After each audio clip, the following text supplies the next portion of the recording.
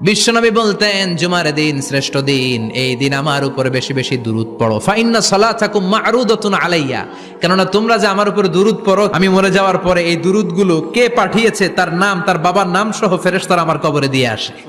সাহাবারা বললেন, ইয়া রাসূলুল্লাহ কাইফা সালাতুনা মা'রুদাতুন আলাইক, আপনি মরে যাওয়ার পরে আমাদের দুরূদ কেমন করে আপনি দেখবেন? ওয়াকাদ আরিমতা, আপনি তো পচে গলে মাটির সাথে মিশে যাবেন।